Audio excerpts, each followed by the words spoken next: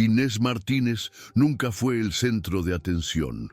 Era el tipo de persona que atravesaba las reuniones familiares como un soplo de aire, presente pero invisible, siempre callada, siempre amable, pero constantemente opacada, primero por sus padres, luego por su hermano y más tarde por su marido. Cuando su abuela murió, Inés no esperaba nada, ni aplausos, ni justicia. Aún así, la lectura del testamento fue un golpe. Antonio, su hermano mayor, se quedó con un piso en Madrid, amplio, reformado y bien ubicado. Para ella, tocó una casa antigua, olvidada en un pueblecito casi borrado del mapa. No tuvo tiempo de rebelarse. Días después, su marido, quizás sintiéndose más poderoso ante la situación, descargó todo lo que había estado guardando durante años. La llamó inútil, acomodada, un lastre, y, sin dudarlo, la echó de casa. Ella salió con una maleta, 200 euros y un doloroso silencio. Fue la primera vez, en 42 años de vida, que no tenía a nadie esperándola, ni una cama segura, ni una palabra de consuelo. Tomó un autobús nocturno hacia Valdearenas, una aldea del interior que apenas recordaba de su infancia. Solo recordaba una higuera en el patio y el olor de la madera húmeda por la mañana. Llegó cansada, con los pies doloridos y la cabeza pesada. No tenía planes, solo la convicción de que necesitaba alejarse de todo para poder respirar. Cuando vio la casa por primera vez, se detuvo en la acera. Esperaba ruina, suciedad, abandono. Pero la casa estaba viva, cerrada, sí, pero con cortinas limpias en las ventanas y macetas de cerámica en los balcones. Sintió la extraña sensación de que alguien la había preparado para su llegada. Inés abrió la puerta con manos temblorosas, esperando el fuerte olor a moho, el crujido de muebles maltratados por el tiempo. Pero lo que encontró fue un silencio cálido, casi acogedor, como si la casa reconociera a la dueña que regresaba. El suelo de madera estaba firme, sin señales de carcoma. El polvo estaba allí, claro, pero era fino, como si alguien lo limpiara de vez en cuando. Los muebles antiguos, sillones profundos, vitrinas de cristal, estanterías altas, estaban en su lugar. Incluso había una tetera de hierro en la cocina de leña. Por un momento, Inés pensó que había entrado en la casa equivocada. Pero no. Sobre la chimenea, una fotografía antigua mostraba a su abuela aún joven, con una sonrisa que Inés nunca había visto en vida. En esa imagen había una alegría ligera, espontánea, diferente de la mujer seria y rígida que Inés recordaba. Aquello la desconcertó. Se quedó de pie en medio de la sala durante largos minutos, intentando entender lo que sentía. Era tristeza, sí, pero también algo parecido a pertenencia. En los días siguientes, Inés comenzó a explorar cada rincón de la casa con una calma que no conocía. Subía escaleras que crujían, abría armarios llenos de vajilla cuidadosamente ordenada, husmeaba cajones con papeles antiguos, facturas pagadas, borradores de cartas. Era como escudriñar una memoria congelada en el tiempo. Y fue en el desván, al empujar una estantería fija en la pared del fondo, donde descubrió una puerta estrecha, casi oculta. El corazón le latió más fuerte, como si supiera que estaba a punto de encontrar algo importante. Allí dentro había una biblioteca. No un cuartito improvisado con algunos libros, sino una sala entera, con estanterías hasta el techo y cientos, quizá miles, de volúmenes. La luz del atardecer entraba por un pequeño tragaluz en el techo, iluminando el polvo en suspensión y revelando lomos desgastados, encuadernaciones antiguas, títulos en lenguas que ella no dominaba. Inés se sentó en el suelo, emocionada, sin entender muy bien por qué. Aquella sala parecía viva. Era como si todo allí hubiese sido conservado por alguien que sabía que ella volvería algún día. Por primera vez en semanas, Inés lloró. No de rabia, ni de profunda tristeza. Lloró porque, de algún modo, sentía que ya no estaba sola. Al fondo de la biblioteca, escondido tras una pila de cajas colocadas con cuidado, Inés encontró un pequeño cofre de metal, antiguo, con la pintura descascarada y olor a hierro envejecido. El secreto para abrirlo estaba escrito en un papel doblado dentro de un grueso libro de tapa azul, como si hubiese sido puesto allí a propósito para ser hallado. Cuando finalmente abrió el cofre, encontró cartas amarillentas, documentos familiares y varias fotografías que nunca había visto, imágenes de sus bisabuelos, de antiguas celebraciones en la casa, de campos floridos que hoy ya no existen. Pero lo que más llamó su atención fueron las cartas manuscritas, con la caligrafía firme y elegante de su abuela. Estaban dirigidas a ella. Algunas tenían fecha de hace más de 20 años. La primera comenzaba así: si estás leyendo esto, es porque ha llegado el momento oportuno. Inés sintió un escalofrío recorrerle la espalda. Se sentó en el suelo frío, entre cajas y libros, y leyó durante horas. Su abuela hablaba de la nostalgia, de arrepentimientos, pero también de esperanza. Contaba secretos de familia, hablaba de decisiones que había tenido que tomar y de lo mucho que siempre vio en Inés, algo que los demás no percibían. Decía que la casa era suya no como castigo, sino porque ella era la única que entendería su valor. Tú llevas las raíces que nadie más se atreve a mirar, decía una de esas frases que Inés jamás olvidaría. Aquella noche, Inés no durmió. Se tumbó en la antigua cama de la habitación trasera, con las sábanas limpias que ella misma había lavado más temprano, pero dio vueltas de un lado a otro, con la cabeza llena de preguntas y recuerdos. Comenzó a comprender que ese lugar no era solo una herencia heredada, era una invitación a la reconstrucción, quizá incluso a la redención. Con el paso de las semanas, se fue adaptando a la nueva rutina. No había lujo ni confort inmediato.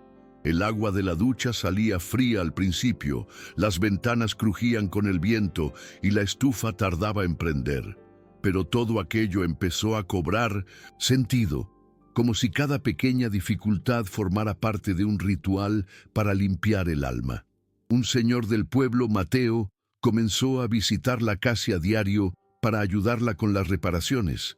Arregló el tejado, ajustó las puertas, le enseñó trucos para mantener la humedad a raya. Hablaba poco, pero con gentileza. En una de esas conversaciones mencionó que su abuela jamás había abandonado realmente la casa. Venía aquí siempre que podía. Decía que tenía que mantener vivas las raíces para cuando llegara la hora de que alguien regresara. Inés tragó saliva. Sintió que, aún ausente, su abuela había preparado todo. Y por primera vez, empezó a pensar que quizá dejarle la casa no había sido una injusticia, sino una decisión profundamente intencionada. La transformación fue lenta, casi imperceptible al principio. Inés comenzó a madrugar. Se sentía motivada a limpiar cada estancia, a reorganizar la biblioteca, a clasificar libros por temática, fecha y lengua. Creó un pequeño cuaderno donde notaba sus hallazgos como si armara el rompecabezas de su propia historia. Cada objeto de la casa parecía contener una memoria oculta. Un mantel bordado con iniciales olvidadas, una carta en francés que revelaba correspondencia con una prima lejana, un calendario de pared de 1968 con anotaciones a lápiz. Todo adquiría un nuevo valor. En lugar de sentirse atada a un pasado ajeno, empezó a percibir que allí había un legado, un llamado silencioso al que por fin respondía. Y con cada descubrimiento, algo en su interior cambiaba. La inseguridad que la había acompañado desde joven se fue transformando en una extraña y firme confianza. Por primera vez sentía que tenía algo importante entre manos, algo que solo ella podía cuidar, y eso le daba un propósito. pequeño pero sólido, como los cimientos de una casa que nadie ve, pero que sostiene todo. Un domingo por la mañana, mientras ordenaba libros apilados en un rincón de la biblioteca, Inés escuchó el ruido de un motor deteniéndose frente a la casa. Era un coche antiguo, azul claro, del que bajó un joven delgado, con barba corta y mochila al hombro. Se presentó como Alejandro, bibliotecario de una universidad cercana.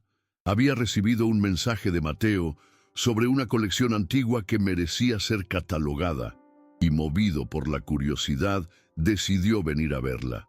Al principio, Inés vaciló.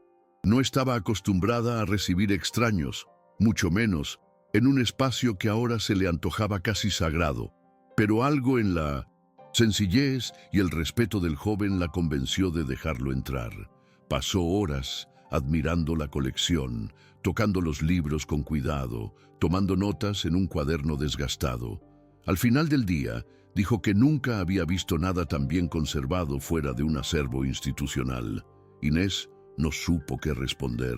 Sintió orgullo, no aquel orgullo estruendoso y vanidoso, sino uno silencioso que calienta el interior. Por primera vez, alguien ajeno validaba lo que ella había estado haciendo sola. Y en ese instante comprendió. Quizá ese lugar no solo servía para guardar el pasado, sino también para inspirar el futuro. La colaboración con Alejandro comenzó de manera tímida, casi improvisada, pero pronto se convirtió en rutina. Empezó a visitar la casa 2 veces por semana, trayendo materiales de catalogación, fundas protectoras para los libros más frágiles e incluso una pequeña escalera portátil para alcanzar las estanterías más altas. Inés, acostumbrada a hacerlo todo sola, se sintió extraña al principio. Pero no tardó en advertir que había algo reconfortante en compartir aquel espacio con alguien que lo comprendía. Conversaban poco. Era como si ambos supieran que el silencio compartido formaba parte del proceso. A veces, Alejandro preguntaba sobre el origen de ciertos ejemplares, y Inés, aunque no siempre sabía la respuesta, contaba lo que había descubierto en las cartas de su abuela. Comenzaron a trazar una línea temporal de la familia, anotando nombres, fechas y vínculos. Y, sin darse cuenta, ella volvía a encontrarse consigo misma. Ya no se veía como la mujer frágil y apagada que aceptaba todo en silencio. Empezó a expresarse con más seguridad, a opinar, a tomar posición. Era como si aquel espacio, antes tan grande y lleno de recuerdos ajenos, ahora la cobijara perfectamente. Un día, mientras ordenaba un baúl antiguo en la habitación contigua a la cocina, Inés halló un diario de su abuela, cuidadosamente envuelto en un paño floreado. La letra era firme, con palabras que alternaban entre dulzura y determinación. En una de las páginas, la abuela escribía: «Antonio es fuerte, rápido, decidido, pero Inés es tierra, silenciosa, densa, profunda. Es ella quien comprenderá el valor de lo invisible». Eso la paralizó. Siempre había escuchado que su hermano era el favorito, el orgullo de la familia. Él brillaba, hablaba alto y conquistaba amistades con facilidad. Ella, en cambio, siempre había sido la que pasaba inadvertida. Pero allí, en ese trozo de papel escrito, décadas atrás, había una visión que nadie nunca le reveló. Era como si su abuela hubiese visto en ella algo que la propia Inés jamás supo nombrar. Leer ese pasaje fue como girar una llave. Por primera vez, se permitió creer que ser diferente no era un defecto, era una fortaleza. Y supo entonces que no necesitaba demostrar nada a nadie. Estaba exactamente donde debía estar, viviendo lo que tenía que vivir, a su ritmo, en su tiempo. Tras ese hallazgo en el diario, algo cambió en la forma en que Inés afrontaba el pasado. Antes, cada objeto de la casa parecía una carga histórica, la obligación de preservarlo todo tal cual, como una guardiana muda de la memoria. Ahora entendió que preservar también implicaba elegir, interpretar y otorgar significado. No bastaba con mantener todo intacto, era preciso transformar. Empezó poco a poco, reemplazó las cortinas pesadas por telas ligeras, introdujo algunas plantas en el interior, pintó la pared del salón con un tono más claro que dejaba entrar la luz de forma suave. Y lo más importante, organizó la biblioteca no solo como un archivo, sino como un espacio vivo y accesible. Junto a Alejandro, decidió abrir la casa gradualmente a visitantes, no como un museo formal, sino como un lugar donde la gente pudiera reconectar con sus propias historias. Colocaron un aviso discreto en la entrada del pueblo y, el primer fin de semana, 2 ancianas acudieron para conocer el sitio. Lloraron al contemplar los libros, acariciaron los objetos antiguos y compartieron recuerdos de su infancia. Inés escuchó con atención, sintiendo que, al acoger a esas mujeres, también se estaba acogiendo a sí misma.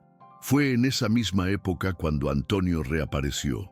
Envió un mensaje breve y frío, diciendo que estaría de paso por Valdearenas y que quería echar un vistazo a la casa de la abuela. No pidió permiso, no consultó, solo avisó. Inés leyó el texto con las manos heladas y el estómago encogido. Aún conservaba las memorias dolorosas de su último encuentro. Años atrás, en la lectura del testamento, no solo se había quedado con el piso en Madrid, sino que tuvo la audacia de definir la casa del pueblo como una carga y sugerir que ella, con su vida sin grandes aspiraciones, podría encargarse de aquello mejor. Eso resonó en su interior por mucho tiempo, y ahora, con la casa transformada y su vida en otro punto, la idea de enfrentarlo de nuevo removía todo. Aún así, respondió con firmeza y educación. Le dijo que podía visitar, pero que el acervo de la biblioteca no estaba disponible para extracción o negociación. Cuando Antonio llegó, fue directo al grano. Quería ver los libros y valorar su potencial comercial. Inés lo miró con calma, como quien finalmente ve con claridad, y dijo sin alzar la voz: «Esto tiene valor, sí, pero no del tipo que buscas». Por primera vez, fue ella quien tuvo la última palabra, y él no supo qué decir. La visita de su hermano dejó en Inés un sentimiento ambiguo de inquietud y alivio. Por un lado, fue duro reencontrarse con su arrogancia velada, esa certeza de que ella seguía siendo la parte débil de la familia. Por otro, al verlo deambular por la casa sin comprender nada de lo que ella había construido, Inés tuvo la íntima confirmación de que su camino era otro. Él no percibía las capas de historia, ni el esfuerzo de cada detalle restaurado, ni la energía que latía en ese lugar. Solo veía muebles viejos y papeles polvorientos, y eso, curiosamente, la confortó. Aquella misma noche, subió al desván y hojeó de nuevo el diario de su abuela. Releyó los fragmentos donde hablaba de decisiones difíciles y de la soledad de mantenerse firme en opciones incomprendidas. Inés se reconoció en esas palabras, no porque buscara aprobación, sino porque al fin entendía que existía un vínculo entre ellas que trascendía la sangre. Una conexión silenciosa entre 2 mujeres que resistieron, cada una a su manera, las imposiciones de un mundo que nunca supo escucharlas. Con el paso de los meses, la casa cobró vida propia. La biblioteca empezó a recibir estudiantes, curiosos y ancianos del pueblo que buscaban pasar la tarde leyendo. Algunos llegaban solo para conversar. Inés empezó a preparar café y bizcochos sencillos como hacía su abuela, y poco a poco los días se llenaron de rutinas que, aunque humildes, tenían un sentido profundo. Alejandro se volvió más presente, a veces ayudando, otras simplemente leyendo o acomodando libros a su lado. No hubo promesas ni exigencias, solo una convivencia ligera y respetuosa que llenaba el espacio de un silencio confortable. Y en esa cotidianidad tan simple, Inés se descubrió distinta. Su postura ya no estaba encorvada y sus pasos dejaron de ser vacilantes. Comenzó a llevar la ropa que le agradaba, dejó crecer un poco su cabello y se pintaba los labios de vez en cuando. No por vanidad, sino porque finalmente se veía a sí misma. Pasaba horas cuidando las plantas del patio, preparando nuevas estanterías y escribiendo sus propias anotaciones sobre los libros. Era como si, por primera vez, su existencia se expandiera, no para caber en las expectativas ajenas, sino para ocupar en plenitud el espacio que era solo suyo. Fue solo tras casi un año en Valdearenas cuando Inés comprendió con total claridad que ya no sentía miedo al futuro. Antes, cada día era una pregunta angustiante. ¿Cómo me mantendré? ¿Y si enfermo? ¿Y si todo esto no es más que una ilusión pasajera? Pero ahora, aún sin garantías, se sentía en paz. La casa dejó de ser solo una herencia. Era un proyecto, una misión y, sobre todo, un reflejo de ella misma. Inés comenzó a organizar pequeños eventos, tardes de lectura, tertulias de memoria con los habitantes más antiguos de la aldea y talleres de restauración de libros para los jóvenes de la región. La respuesta superó sus expectativas. Gente que jamás imaginó ver entrando allí empezó a frecuentar el lugar con respeto y curiosidad. Algunos jóvenes comenzaron a llamarla Doña Inés, con un cariño que la conmovía profundamente. Recibir a esas personas, compartir historias y enseñar lo que había aprendido con sus propios errores y descubrimientos. Todo eso la reconectaba con un sentimiento que hacía largo tiempo había olvidado: sentido de pertenencia. También empezó a escribir. Al principio eran solo apuntes dispersos sobre los libros y la historia familiar, pero pronto le tomó gusto. Instaló un pequeño escritorio en un rincón soleado de la casa y adquirió el hábito de registrar sus recuerdos, no como un desahogo, sino como un método para organizar los senderos que había recorrido. Escribía sobre su infancia silenciosa, sobre el matrimonio que le arrebató la voz, sobre el dolor de haber sido ignorada y sobre la sorpresa de reencontrarse en un pueblo casi olvidado. No pensaba publicar nada, ni se veía a sí misma como escritora. Lo hacía por ella misma, para recordar que su vida tenía capas y que no había sido en vano. En una de las cartas de su abuela había leído: guardar memorias es un acto de amor, relatarlas, un acto de valentía. Y ahora Inés comprendía su significado. Cada vez que escribía, era como limpiar un trozo de espejo empañado, logrando al fin verse con nitidez. No como víctima, ni como heroína, sino como una mujer que sobrevivió al abandono y, aún así, eligió el cariño. La relación con Alejandro también evolucionó, pero de forma discreta, casi silenciosa. No hubo declaraciones ni gestos grandilocuentes. Todo se construyó en la rutina, en la ayuda mutua y en el respeto que compartían el mismo espacio. Inés, que antes se sentía sin voz, ahora percibía que la escuchaban, no por lo que decía, sino por el simple hecho de ser percibida. A veces, él llevaba libros raros para mostrárselos. Otras, venía solo para ayudar a reparar una estantería o instalar una lámpara nueva. Cuando él no acudía, lo extrañaba, pero no con aquella ansiedad devoradora, sino con una suave melancolía, como de algo que hace bien, y al mismo tiempo sabía que nada de aquello dependía de él. Su vida ya no giraba en torno a la presencia o ausencia de otro. Por primera vez, ella misma era el centro de su propia existencia. Eso no la hacía fría, al contrario, la volvía completa. Era como si, después de tanto tiempo existiendo a la sombra de otros, Inés hubiera aprendido finalmente a sentarse a la mesa de su propia vida con dignidad y serenidad. Un día, al caminar sola hacia la pequeña tienda del pueblo, una vecina se acercó. Era una señora de manos ásperas y mirada directa, que solía limitarse a saludar desde la distancia. Aquel día, sin embargo, se detuvo y le dijo: «La casa cambió desde que llegaste. Antes era bonita, ahora tiene alma». Inés sonrió sin saber qué responder. Continuó su camino y, al regresar a casa, se sentó en el porche y lloró, no de tristeza, sino de reconocimiento. Aquella frase, pronunciada de manera tan sencilla, quizá fue la validación más sincera que jamás recibió. La verdad era que, durante gran parte de su vida, se había acostumbrado a ocupar los rincones, servir sin ser vista.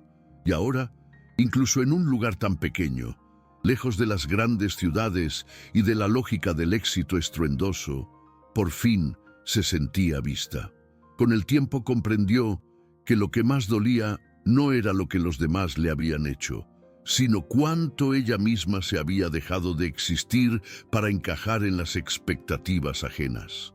Y ahora, con los pies firmes en ese suelo antiguo, rodeada de libros, gente sencilla y memorias restauradas, sabía que no retrocedería, no porque se creyera vencedora, sino porque por fin era libre. En el invierno de su segundo año en Valdearenas, una fuerte nevada cubrió la aldea durante 3 días. La electricidad se fue por horas, las calles quedaron desiertas y el silencio dominó todo. Inés, que antes habría sentido miedo o soledad, encendió la chimenea, preparó una sopa caliente y se envolvió en una manta en el centro de la biblioteca, con un libro abierto en el regazo. Por primera vez, contempló su antigua vida con cierta distancia, como si perteneciera a otra persona. Recordó las noches, esperando en el sofá a que su marido regresara, fingiendo no oír sus comentarios punzantes, las veces que se anuló para evitar conflictos, las cenas familiares donde Antonio monopolizaba todas las conversaciones y ella solo sonreía, rezando para no ser interrogada. Aquella Inés aún existía, pero ahora era solo parte de un proceso. Sintió entonces que había cruzado un punto de no retorno. Ya no se trataba de sobrevivir, sino de vivir, con ritmo, con elección y con presencia. Había algo inmensamente liberador en la simplicidad de aquel día frío, en aquella casa silenciosa que ahora era más suya que ningún otro lugar. Unas semanas después, decidió escribir una carta para ella misma. Se sentó ante su escritorio, cogió una hoja lisa y una pluma negra y escribió: «Inés, no eres débil, solo creíste lo que te dijeron, pero ahora sabes, y eso nadie puede quitártelo». Doblegó cuidadosamente la hoja, la guardó en un sobre y lo colocó entre los libros de la primera estantería, donde solía esconder sus escritos más íntimos. No necesitaba mostrarlo a nadie. Fue un gesto simbólico, pero necesario. Sabía que la vida seguiría trayendo desafíos. La casa aún requería reparaciones, el dinero alcanzaba justo y su cuerpo comenzaba a resentir el esfuerzo diario. Pero nada de eso la asustaba, porque ahora sabía su propio valor. Sabía que no era preciso alzar la voz, ni lograr hazañas públicas o recibir aplausos para validar su existencia. Bastaba con despertarse, respirar hondo y seguir cuidando de ese espacio, de esa historia y de sí misma. Y eso, para ella, era más que suficiente. En el aniversario de 2 años desde su llegada a Valdearenas, Inés preparó un desayuno sencillo y colocó un mantel blanco en la mesa del porche. El sol brillaba suave y el jardín florecido parecía un reflejo perfecto de su estado interior. Mateo llegó con una cesta de higos frescos y Alejandro trajo un pequeño pastel con una sola vela, sin decir palabra. Inés sonrió con esa sonrisa sincera que solo aflora después de digerir mucho dolor. Al soplar la vela, no pidió deseos, simplemente agradeció en silencio por haber resistido, por haberse reencontrado, por comprender que los comienzos no siempre son hermosos, pero pueden convertirse en lo más honesto y luminoso de una vida. Observó todo lo que había construido, No solo las paredes reformadas o las estanterías ordenadas, sino los lazos, el respeto y la autonomía. Y, sobre todo, se vio a sí misma, entera, firme y presente. Aquella mujer tantas veces ignorada, olvidada y desacreditada, ahora era la guardiana de su propia historia. Y nada, ni el tiempo ni los demás, podría arrebatarle eso. La casa permanece en pie, silenciosa por fuera, viva por dentro. Y lo mismo sucede con Inés. No existe un final feliz en el sentido convencional. Hay días difíciles, facturas que aprietan y dolores que regresan. Pero también hay una fuerza serena, una paz que solo quien ha estado al borde de sí mismo puede alcanzar. Inés no necesitó venganza ni giros espectaculares. Su victoria fue íntima, construida en el detalle, en la elección diaria de continuar. No solo sobrevivió, se reinventó sin alaracas, a su tiempo y a su manera. Y quizá por eso mismo su historia inspire, porque es real, porque es posible, porque demuestra que incluso cuando todo parece perdido, siempre hay una puerta, aunque esté oculta tras viejas estanterías, esperando a ser abierta. Y al otro lado, con paciencia, coraje y cuidado, no solo puede existir un simple reencuentro, sino el renacimiento completo de una vida.